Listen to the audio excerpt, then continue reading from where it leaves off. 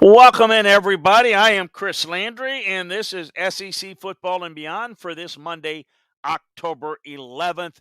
Happy to be with you. We just got done with Scout's Eye on college football. Going solo today, Dan Matthews, who normally joins me and kind of serves as the setup guy, as part of the show, and the producer, is busy with baseball duties today. So we appreciate um, you joining us, and hope things are going well for Dan, and what he's obviously pulling hard in the baseball. I'm trying to keep my eyes on it, but so busy with the film work that just keeping an eye on it is about all I can do. We've got so much to get to. I say that all the time, but because it's true, we're going to break down, as I did last hour. If you didn't join us, we're going to get into the Alabama A&M game. We're going to get into all the games, kind of tell you where things stand, what the future prospects are. Uh, More importantly, we're going to take your questions in the chat room. Anything about the teams and players, whatever, we're going to get right to it. So we really appreciate it. Want a couple of things. Join us on Twitch TV as we do the show live. You can catch it on YouTube, YouTube, and Twitter Live. So whatever way works for you, we appreciate you joining on Twitch. We appreciate Woodcheck King cheering us on, 100 bits. But join us over to do this live and participate in the show. That's what we want. It's why we do it live. Why I do it live for you. Certainly sign up for Landry Football Podcast channel, where you can get this podcast and all the podcasts that I do is that are part of the podcast park. So the best way to do is go to LandryFootball.com, and you can see the schedule, you can see the shows, and you can join us. Very simple, very easy, good one-stop shopping landing spot. And join us over at LandryFootball.com. Become a member. We will break down and give you not only the inside information, but the film room analysis of what's going on around the world of college football and the NFL. So a lot to get to around the conference, but nowhere more important, nowhere can we possibly lead off without the humongous upset, in my view, of Texas A&M beating Alabama. Did not see it coming. Did not see the way A&M was playing that this was a realistic possibility. It just goes to show you, though. I have been talking about how people who overreact from one week to the next and think that this coach is doing a bad job.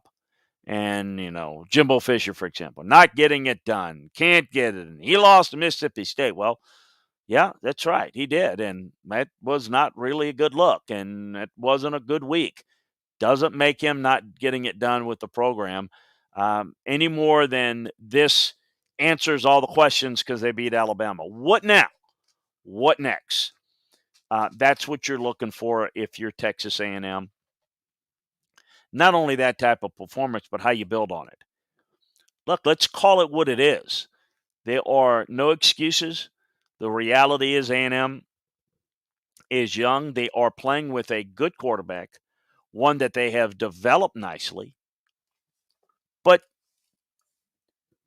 one in which is not the guy that they picked to start. That was Haynes King. Behind an offensive line that was young, inexperienced, struggling. People say, well, what's it? Well, every practice, every game, every rep, every teaching session, classroom session is all about getting better. And you build, as I say, every rung on the ladder. That's what it's all about. Can you get better? That's the key. They had a really good game plan. Looked like A&M was playing with a tremendous amount of aggressiveness. Almost nothing to lose mentality. On the other side, it looked like Alabama not quite playing with the same type of intensity. Maybe not believing that A&M was as big of a threat as they really were. Who knows? That is for them to figure out and decide. Um, it's real interesting. It's always interesting to see um, how teams develop, how they grow throughout the year. Um, but it's reactionary world that we think we know based upon what happened 2 days ago or 3 days ago, last Saturday, that this is where it is. You need to kind of really see. You need to really let this kind of evolve. Um, and if you assume certain things, you tend to look um, a little foolish, and that's okay too. We all been there, done that. It's the beauty of the sport is the unexpected nature of what's going to happen. How great was it to see Arkansas, Ole Miss, sans defense? I know, but certainly not sans excitement. Going right up against Oklahoma, Texas. You can make the case that that's the game of the year. Both of them simultaneously going on. Then it leads into Penn State, Iowa, Georgia, Auburn at the same time. Then you get into Alabama A&M, Michigan, Nebraska, Notre Dame, Virginia Tech. I mean, just a lot of excitement going on. But on to, again, Alabama and A&M. From an A&M standpoint, it is about what they were able to put together from a game plan standpoint. But from an attitudinal standpoint, they came and they attacked. They were aggressive. If you got any questions or comments, feel free to join us in the chat room. But the thing that stood out was they felt like they need to be overly aggressive and take chances to beat Alabama. And so what did they do? They were very aggressive with their defense. They were very aggressive attacking with different launch points, lining up in different overload blitzes and moving their formations defensively from one snap to the other, one series to the other. So anticipating that Alabama's going to make adjustments, they went ahead and made other adjustments, and it was difficult. Understanding that Alabama's offensive line has had some issues. The film shows that. They're not bad. They're just young, and quite frankly, apparently some of the younger guys are not ready yet, whereas a guy like Chris Owens is out of position and not real functional at this point at right tackle. Good player, but with a lot of limitations. And so I thought they did a good job attacking Alabama's protections. I thought they did a really good job taking away the hot reads so that Alabama wasn't able to get the ball out quick enough and do any damage. I thought they were really good with their coverages underneath. I thought Alabama did a pretty good job running the football very effectively at times in this game. I thought they went away from it. And so when I look at it from Alabama standpoint, from an Alabama fan, they want to know, well, what the heck happened? It's a loaded question because it's a lot of things. First of all, the standard too many penalties. Turnovers, including one in the red zone. They dropped a couple of touchdowns that, they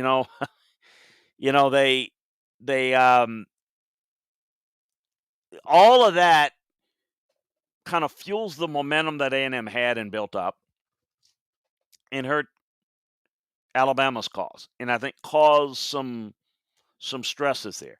So they didn't play a clean game, far from it. I thought they made really good adjustments, did Alabama, at halftime. And I thought in the second half, Bama played very well. I mean, look, they controlled the game. They had more, at one point, they had more points then A&M had yards. But they weren't able to finish. Again, drop balls. A&M, I gave them up for dead once Alabama came in, got close, overtook them. I'm thinking that's it. That's, A&M's gonna lose this. Alabama's gonna pull it out. We see that before. You had your chance, you couldn't get it done. There you go. It's over. It's done. It wasn't the case. What about A&M's? The guts, the toughness of Zach Calzada coming back,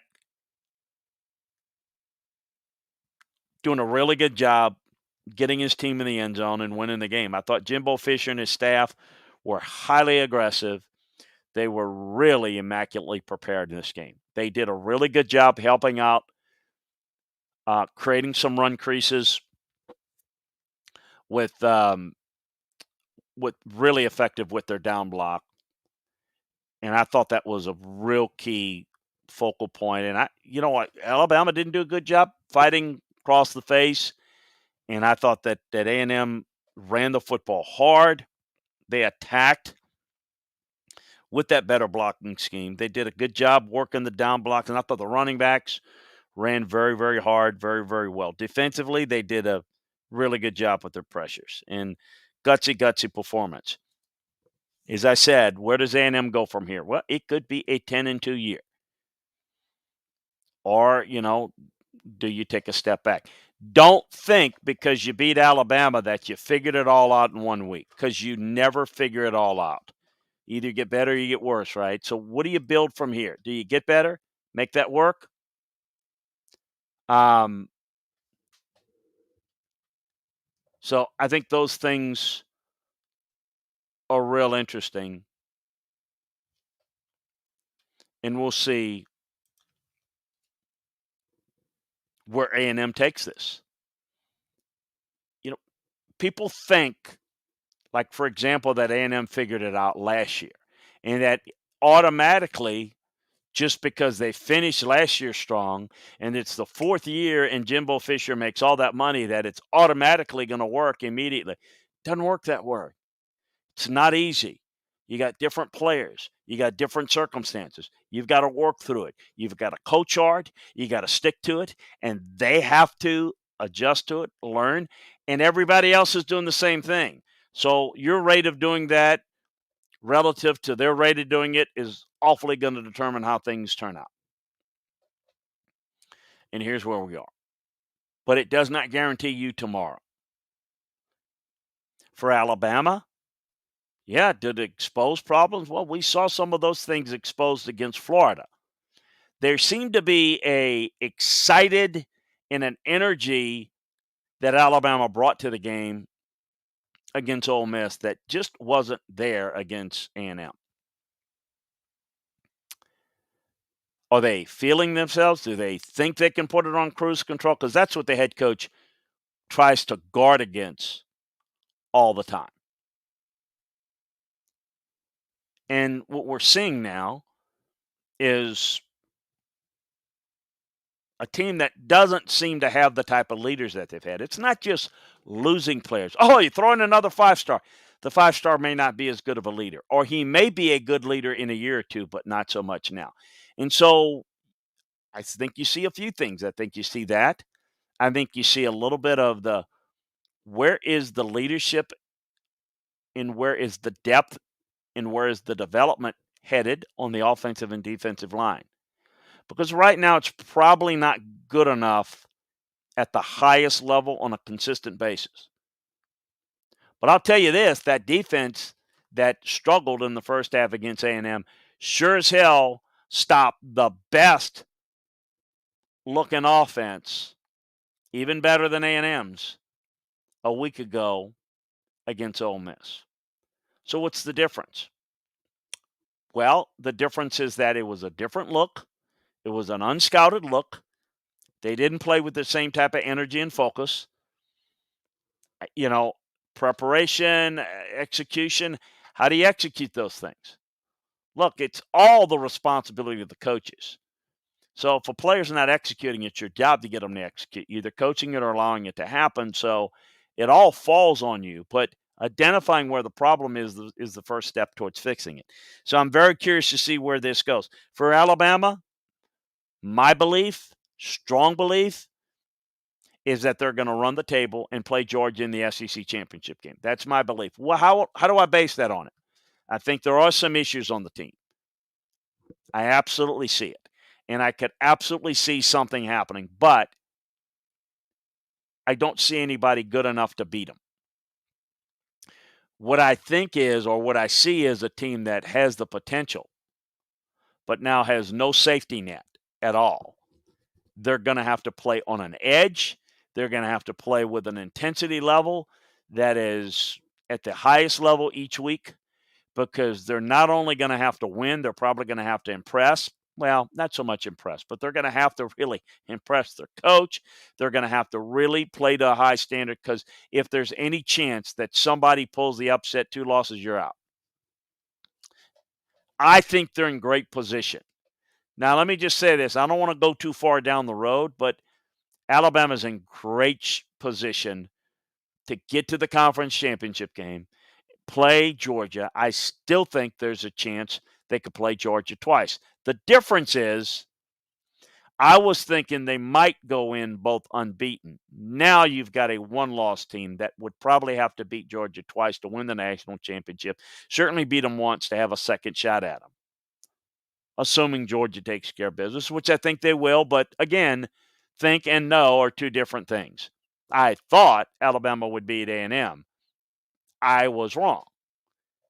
So we shall see. Georgia continues to roll. I want to get into some of the minutiae of the game, though. I did think Brian Robinson played very well. I had 147 rushing yards, caught 4 passes, was outstanding. Feeding him even more is probably something that they needed to do. Big game for Jameson Williams. Big-time talent. I thought Bolden and Earl were not as much of a factor. I did not like the way the tight ends played. They had drops, fourth quarter drops. I thought pass protection, as I mentioned, was problematic in the first half. All 3 of the Aggies' 4 sacks in the game came before the break. Chris Owens was victimized several times in pass pro, was flagged for a false start. As a result of it, that tends to happen when you are getting beat off the snap. They didn't get a rushing touchdown. You wonder if they stayed more committed to the run late down there, maybe it would have been different. Don't know. Maybe. I wonder. Defensive line, no sacks. 0 quarterback hurries. Tim Smith was the lone tackle for loss. Of the Aggies' 94 rushing yards in the game, just 19 came in the second half. So I thought Mathis led the way. Second half was much better. It looked like after Ole Miss, the linebackers had taken a step up. It was a step back. Spiller keyed the Aggies game on the winning drive, the 17-yard reception. Christian Harris and Jalen Omar Davis collided. Spiller accounted for 89 scrimmage yards. They really, really worked the linebackers. And I thought Ashane was outstanding. I thought he really beat Alabama to the edge. I didn't think Alabama set the edge very well. On the outside, Will Anderson made 6 stops, but none of them were really impactful negative plays. Dallas Turner got the start opposite him in place of Drew Sanders. Was okay. Had the targeting penalty on Malachi Moore in the first quarter, sent him to the sidelines. There was a lot of penalties. Josh Jobe was flagged for holding, and the safeties, Battle and Hellmans, were penalized. They couldn't cover Wiedemeyer well at all. Between the linebacker and safety levels, I thought Wiedemeyer ran free down the seam way too much. You had the punt block that was covered for a touchdown, and then the Shane's 96-yard kickoff return. Mixed bag there. for A&M. Um, I thought they did a really good job of making Zach Calzada comfortable. They had a revamped look with the offensive line. They moved the pocket consistently, better, lots of motion to create some eye candy so that Alabama was a little bit taken aback and late making adjustments. They called a lot of runs and passes with the backs as part of the passing game. So the ball came out fast. It allowed Calzada to play more, think less. They got A&M into these plays on early downs, and I thought they were effective. People might say, well, why didn't they do that more against Mississippi State? They did some of that, but there was some misreads in that game. And so you further go into a plan, and that's how it works sometimes. I thought Calzada got his feet right. He got his shoulders in place. He pushed the ball. He really did a good job. He drove the ball better. Thought he was really did a good job. I thought Darrell Dickey, Fisher's done a good job with him. Calzada played better than I ever could have expected. He was blitzed on about half of the throws, and he was really good. Passer rating was 140 under pressure and 122 while being blitzed. That's really good. Now, Bryce Young, who didn't play poorly on the other side, was 65 and 68 in those categories. Calzada outplayed him. In fact, Zalcada gets a game ball, the offensive player of the week for me in college football. His footwork was excellent. Confidence, his toughness. He looked like an elite player there. Spiller ran hard, as I mentioned. Ashane ran well. Anaya Smith did a really good job. They had 0 drops. They blocked well in the run game, very underrated. Wiedemeyer looked like the good player, the great player that he is. It had the 4th different offensive line combination. Hey, look, why'd you figure it out before? Because you have to work through it. You didn't. If you'd known this was the right combination, you'd have played it before. Is it the right combination because you have to work through it and you have to kind of things start to settle in? This is what happened. Kenyon Green moved from the interior to the left tackle. Jameer Johnson was sent to the bench. They inserted Blake Trainer at left guard. So the starters were, you had Green, Trainer, Foster, Robinson, and Fothery. And again, I think they helped it by moving the pocket. So what they did is they were prepared with some bootlegs and when some design moves of the pockets, they were prepared against the blitz. Alabama wasn't on the other side of the ball. I think Trainer lacks the feet to play on the edge, but on the interior, his mass and his length are really good in the run game, and boy, they did a good job. Mike Elko, I thought against Mississippi State. He just kept staying in the rush lanes. He played multiple coverage, hoping for him to make mistakes. He applied pressure in this game versus an offensive line that featured a converted guard and Owens at right tackle, Chris Owens, and he created all the blitz looks that, again, were from different launch points. There were times when A&M didn't get enough numbers in the box playing too high safety, so Robinson was able to crank out some good games.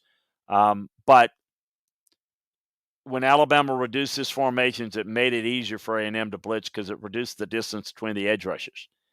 And so I thought that was key. And it really kind of hurt them in the run game. I thought PV was his usual self with his length and the hand placement. McKinley Jackson came in after PV, and Leal had some stops, but I thought he kind of was worn down a little bit in the game. I thought at end, Johnson and Clemens, they worked over Chris Owens all game. He played with good bend, good finish. I thought the backers, White and Hansford, struggled in coverage. They struggled some to shed blocks, but they were able. Now, Cooper was really good in coverage and broke up a couple of passes. The corners were a mixed bag. Chappell had no missed tackles. He did have the big stop on Alabama's first goal midway through the 4th quarter. So really good performance. The mixed bag on special teams either way. Packed house, highly emotional game. They were able to get it done. Good job there. On to LSU and Kentucky. Kentucky improved to 6-0. They look, better than they have. They rushed for 330 yards, outgained LSU 475 to 408. That's maybe not as much as you think. The defense forced an early turnover with a strip sack by DeAndre Square. They were able to run the football against LSU. That's the difference.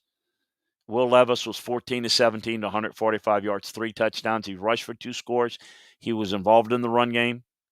Very impressive. Can they throw it well enough? Didn't need to here. Mark Stoops has done a phenomenal job. They're on their way to another big-time double-digit win total. They're 6-0 for just the second time in the program's history. I mean, look, the last time they were 6-0, Bear Bryant was the head coach and Harry Truman was the president. Let that sink in. It's the 4th time that they've been 4-0 in SEC play. The last time was 1977. So upsets can happen. You got to take care of business, but they look pretty good outside of this week. It was a dominant performance. It wasn't close. That's a combination of Kentucky and how they're playing and LSU and how they're playing.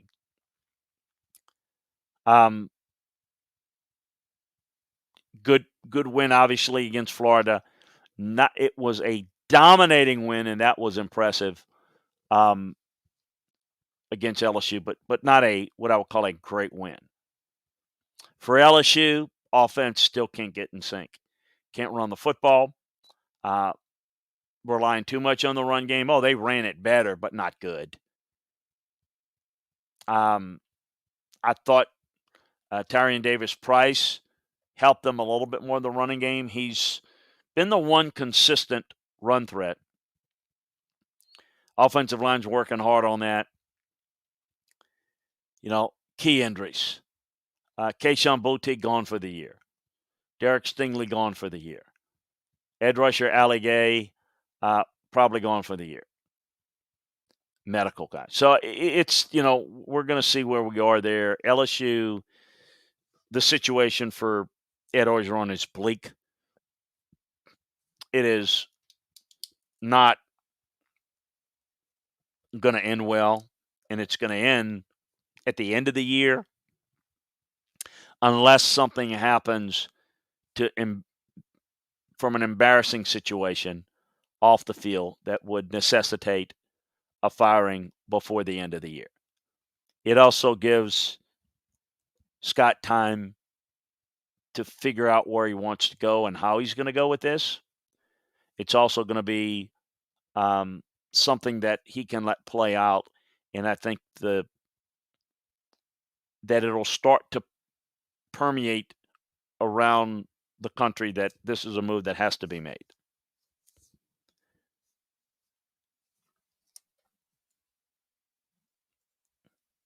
I do think, for people who have asked me, Scott has his list. He has his target. He will pursue that heavily. And if that's a no, he's going to fire the bullets in a couple of other directions that he feels he can get a yes on, that he also likes. I expect it to be quiet. You hear names, you hear things. A lot of it speculate, whether it's all speculation, because it's not going to come from Scott. Georgia was able to dominate Auburn. They're 6-0. Auburn can run the football. They couldn't run it against Georgia, which is to the point of question that was asked about Kentucky being able to run it. I don't see that. Auburn gained just 46 yards on 29 carries. They did get in the end zone, though. They finished with 318 total yards, 55 of those all through the air came on a throwaway drive at the end of the game. So keep that in mind. Georgia picked up 4 sacks, 6 tackles for losses, and hurried the quarterback 6 times. Broke up a couple of passes. Um, very, very impressive. Stetson Bennett is good enough for them to win at any point during the year. Is he good enough to win in the playoffs? I don't know. How will they work that? How will they utilize JT Daniels is going to be interesting, but they've got 2 that they feel comfortable with, which is good. I thought Auburn did a good job defending the run. I thought Auburn had some wins up front defensively against this Georgia offensive line. But there was enough there to where I thought the backs made enough hay there to get it done, to control the game, to stay on the field. Receivers and tight ends, they're playing well. I mean, they're playing a lot of guys with a lot of guys being injured, but they've got a lot of guys that are playing well. They're shifting things around. Ladd McConkey played the Z, had a career day, caught 5 passes. Adonai Mitchell caught a second touchdown pass. Well-run route there. Karras Jackson gritted it out, played in the slot. Brock Bowers caught 2 more balls. Darnell Washington got into the action. I thought the blocking by both the receivers and the tight ends were exceptional. The offensive line, I thought, did a pretty good job. It took a little while to find its footing a little bit. I thought they limited Georgia in the run game, as I mentioned earlier when talking about the backs, and a lot of that was up front. I'm curious to see how bad or how problematic is Sawyer's ankle. I thought Schaefer and McClendon played well. Van Pran and Erickson had some assignment errors, but for the most part did a good job. The defensive line was excellent. They did allow some run creases. They did have some success, some bad pursuit angles against Bo Nix, but for the most part, it was really good. This team could hold up at the line of scrimmage very, very well. I think the linebackers, Glenn Schumann's got this group playing well. Quay Walker stood out again. Nakobe Dean is special, big athletic playmaker. It didn't, when they ran the inside blitz, it wasn't as effective as it has been, but still pretty good. Outside backer, thought the outside backers did a really good job. Defensive back dropped some open passes against the Georgia secondary. Auburn was able to gain separation against Brini and Ringo at times, but I thought they deserve a lot of credit for fighting and making plays. I thought they rebounded, had a pretty solid game. They really made enough plays in the passing game. Even though Auburn's not a consistent pass game, I thought they did a really solid job. It was a mismatch game, believe it or not, and it just how good Georgia is right now relative to Auburn. I thought, Bo Nix couldn't pull off his magic this week because much better defense than was against LSU last week. I didn't think the running backs played very well. It's tough to run. I mean, they couldn't get anything going. The backs couldn't make plays. There were no run creases. Shivers had a few drop passes. They couldn't get anything. The receivers, drop after drop, performance after performance. It's not a good group. This just is not an SEC caliber receiving corps. The tight ends are not a whole lot better. They got 3 tight ends involved in the passing game. King caught 2 passes. Luke Deal, offensive line. Look, they got handled for the most part with Georgia's defensive line. The defensive line did a decent job, as I mentioned. Thought the linebackers were average. Chandler Wooden played pretty well. McClain didn't make a lot of big plays. I thought the secondary really struggled for Auburn against Georgia. Ole Miss, Arkansas. The defense for Ole Miss is not any better, folks. against good teams, they're not any better. They gave up 676 yards of total offense. Arkansas was 8 for 8 inside the red zone.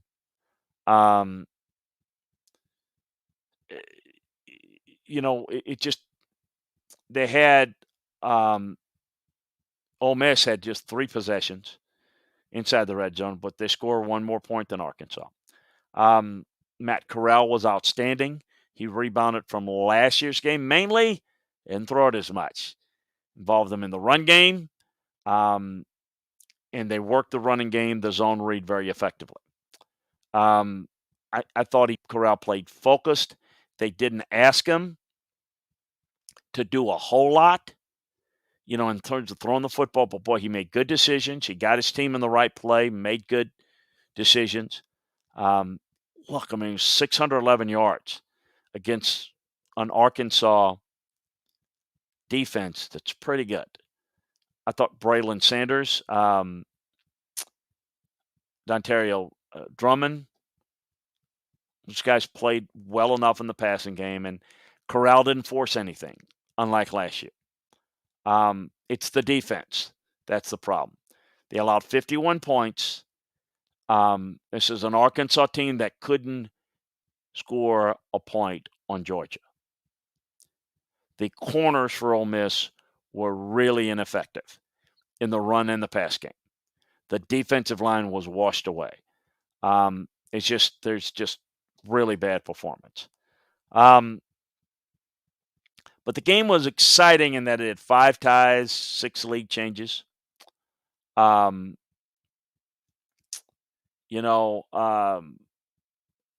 couldn't do anything defensively against Corral. They couldn't cover nearly as well. They ran the football well enough, got them out of that split safety look, and that's not their formula, playing a lot of man coverage effectively. But the offense was great. KJ Jefferson was great. The running game was great. The freshman Raheem Sanders had a costly fumble, but boy, they played really well. I thought they did a good job shifting some things on the offensive line. The combinations worked this past week. But again, my takeaway was this was a great offensive performance by Arkansas, but this Ole Miss defense is bad. This Arkansas defense has played pretty well, and they couldn't get anything done. I thought Arkansas won the penalty battle. I thought Ole Miss won the turnover battle. Thought Ole Miss won the special teams battle. There was nothing that really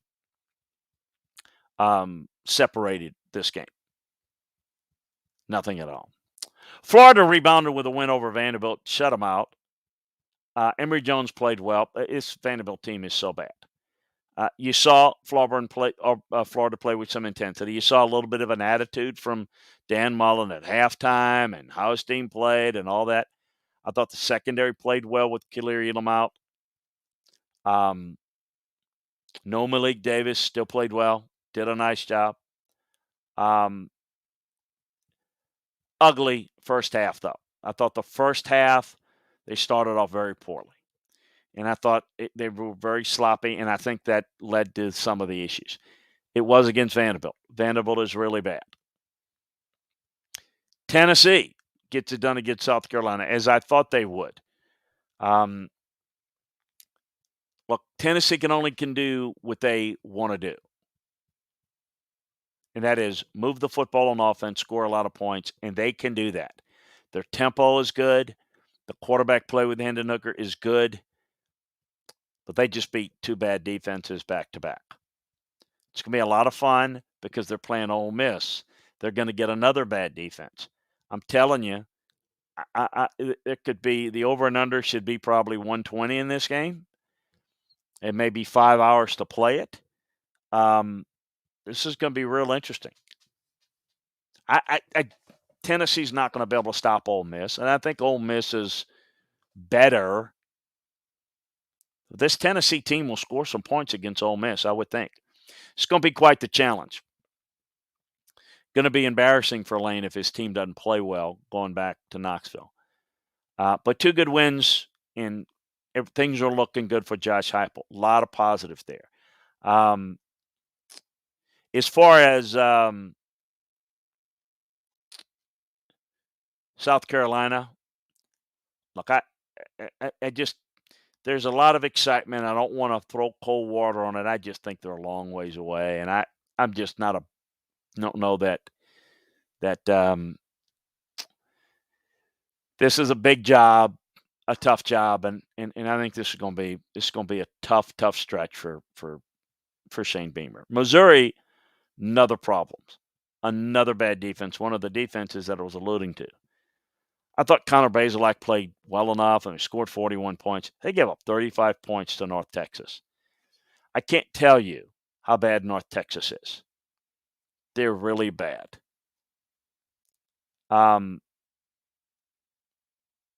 It's a real problem. They didn't cover well. They've not played well up front all year.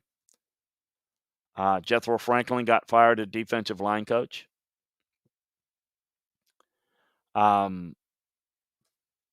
I thought the defensive line played the best that they've played, and it wasn't good. So we got real problems I see with the Missouri the rest of the way. Look, I still see the SEC no different than I've seen it before this week. There's Georgia and everybody else. I get it. It's a big game this week.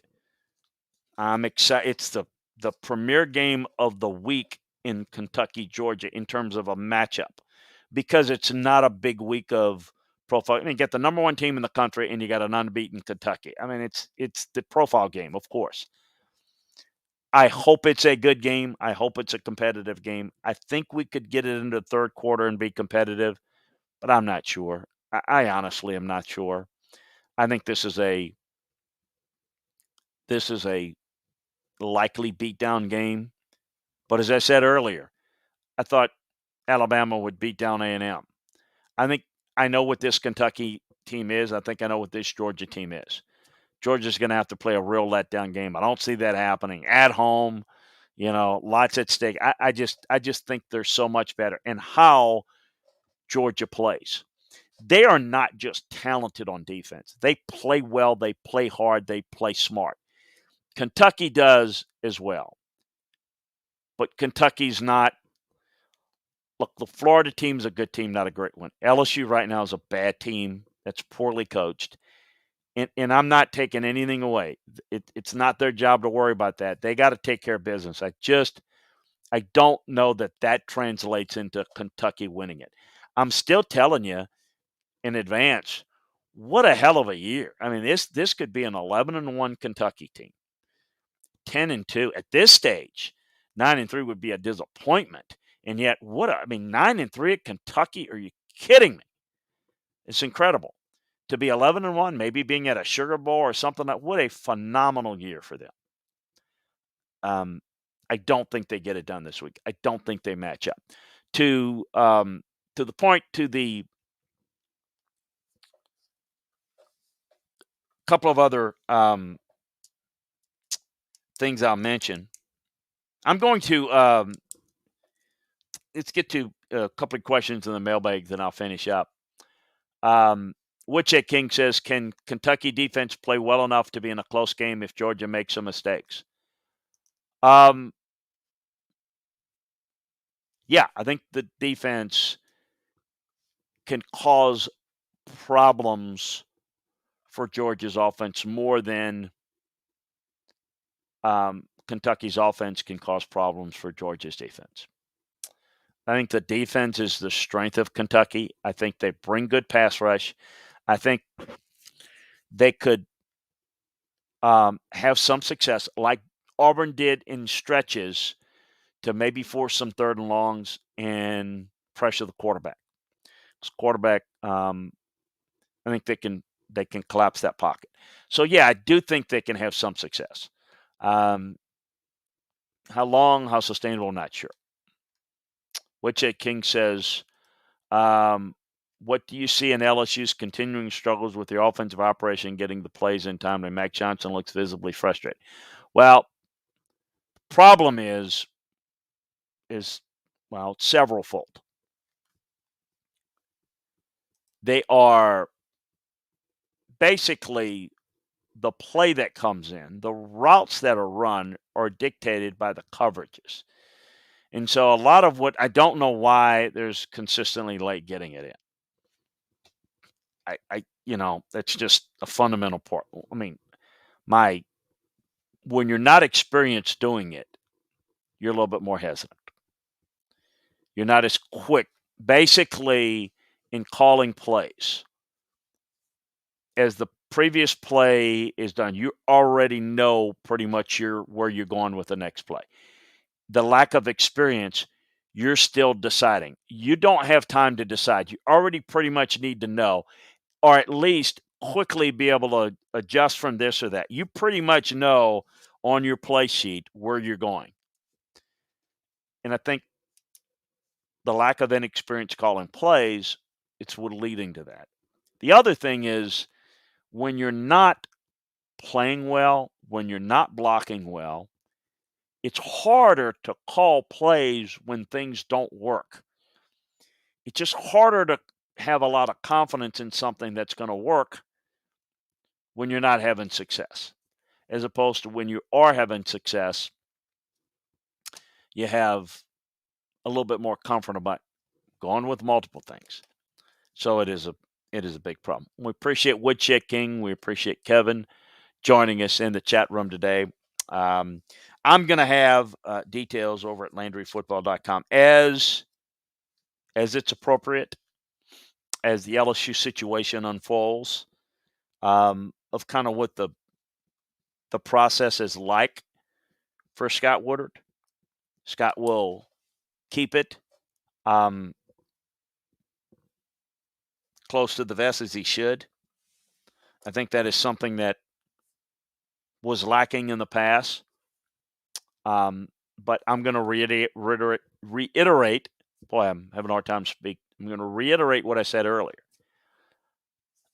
There's a particular target that I think he wants to make a run at, and we'll see how that goes. And from there, he's got a plan, and he's vetting a list. There's a short list and an alternative list, and he's doing his due diligence on that. Now, the importance is to handle things in the appropriate manner. The removal of the head coach is going to come at the end of the year.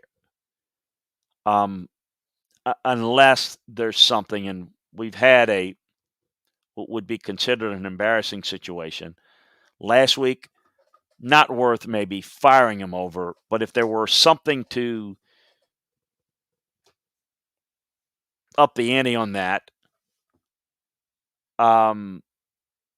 you could see a firing during the season if there is something that's embarrassing off the field that would necessitate cutting the cord right now. As I mentioned earlier in the show, Scott's plan is do it at the end of the year. It's the right thing to do if you can do it. If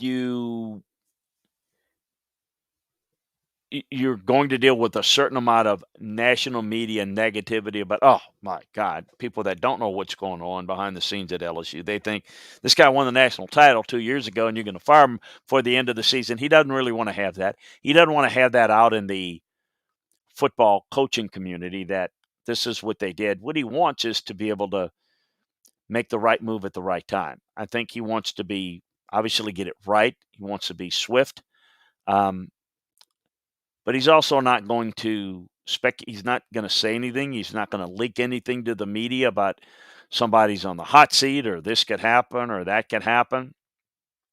I think things that need to be handled in the right way, I think Scott will do it and will handle it correctly. So we'll keep you up to date as it's appropriate to do so. But that's the latest on that. Woodcheck King says, how does the December signing period affect the timing of making of moving on from coaches like the LSU?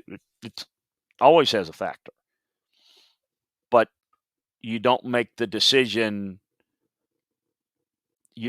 What's most important with Woodcheck King is you make the right decision at the right time. Well, what's the right time? Well, there's not a lot of time from the end of the season into December signing day.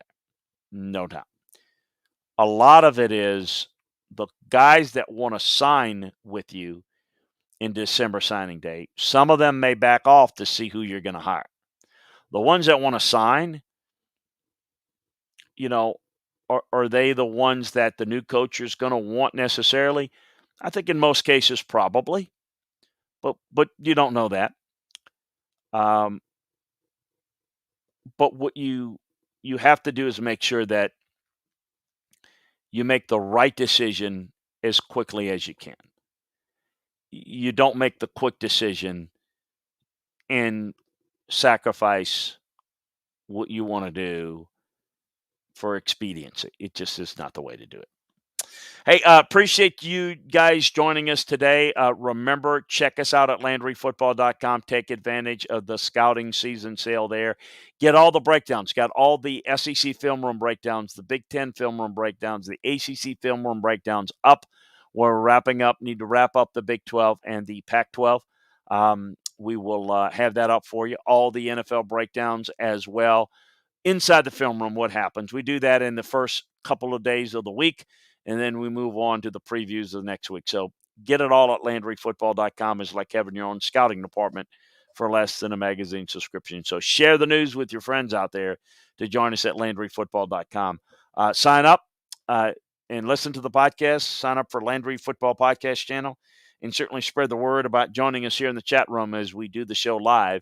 And we got something every day. Tomorrow, we're going to have Big Ten football and beyond at noon, ACC football and beyond at 1 o'clock, and Scouts Hour and Pro Football at 4 p.m. So appreciate you joining us, and we hope that you have the great rest of your evening, and we'll talk to you next time, everybody.